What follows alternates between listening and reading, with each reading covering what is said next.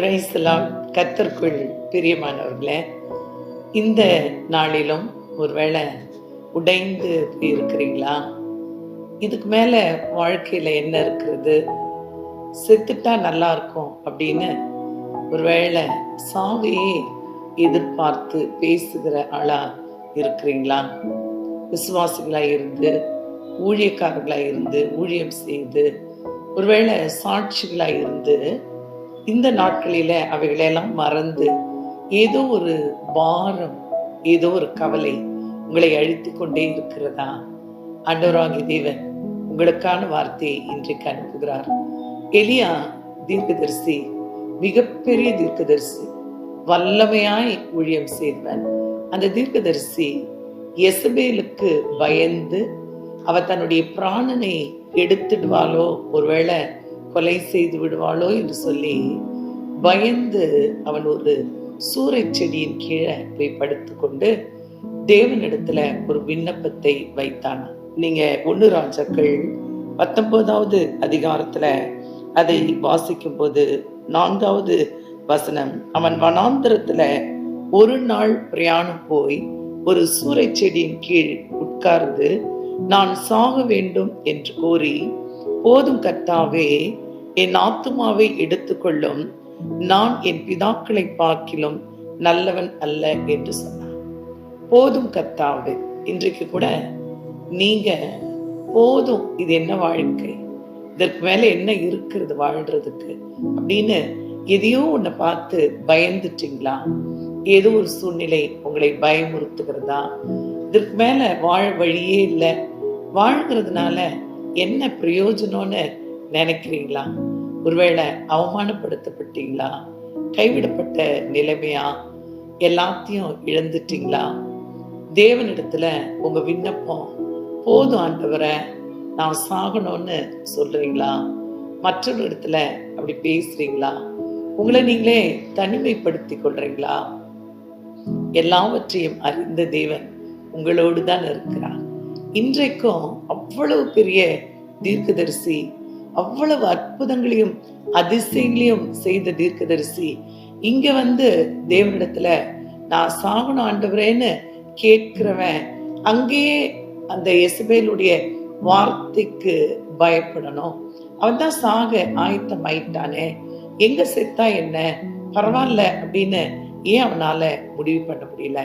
பல வேளைகளில சூழ்நிலைகளை பார்த்து பயந்து நம்ம என்ன பேசுறோன்னே தெரியாம பேசுகிறோம். ஆனாலும் கூட அந்த எலியா தீர்க்கதரிசியை தேவன் தட்டி எழுப்பி அவனுக்கு அப்பத்தையும் திராட்சரசத்தையும் கொடுத்து தண்ணீரை கொடுத்து அவனை எழுப்பி தேவாதி தேவனாகிய கர்த்தர் சொல்லுகிறார் 7வது வசனம், கர்த்தருடைய தூதன் திரும்ப 2ஆம் தரம் அவனிடத்துல வந்து அவனை தட்டி எழுப்பி, எழுந்திரு, போஜனம் பண்ணு, நீ பண்ண வேண்டிய பிரயாணம் வெகு தூரம் என்று சொன்னார். நம்முடைய வாழ்க்கையில நமக்கான பிரயாணம், நம்முடைய வாழ்வின் திட்டம் நம்முடைய கரத்துல இல்ல, தேவனுடைய கரத்துல தான் இருக்கிறது. அதை ஒருவேளை நம்ம பாதையில முடித்து கொள்ள நினைக்கிறோமா?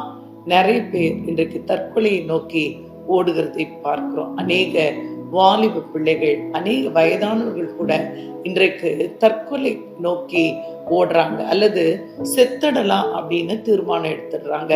செய்து கொண்டிருக்கிற ஊழியத்தை விட்டு, செய்து கொண்டிருக்கிற வேலையை விட்டு, செய்து கொண்டிருக்கிற ஒருவேளை படித்து கொண்டிருக்கிற படிப்பை விட்டு, பல காரியங்களை, வாழ்க்கையை விட்டு, பிள்ளைகளை விட்டு, குடும்பத்தை விட்டு, அல்லது தேவன் கொடுத்த பொறுப்பை விட்டுட்டு இதை என்னால சந்திக்க முடியாது சொல்லி எதையோ ஒன்ன பார்த்து பயந்து போயிருக்கீங்களா?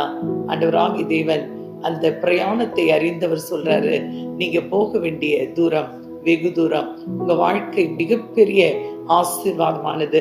இந்த எலியா தீர்க்கதரிசி சாக வேணும்னு விரும்பினா, என் வேதம் சொல்லுகிறது, அவன் விரும்பினதை தேவன் அவன் கொடுக்கவே இல்லை. மரணத்தை அவன் காணவே இல்லையா? வேதம் சொல்லுகிறது, தேவன் அவனை மகிமையாய் தன்னோடு ஏற்றுக்கொண்டார்.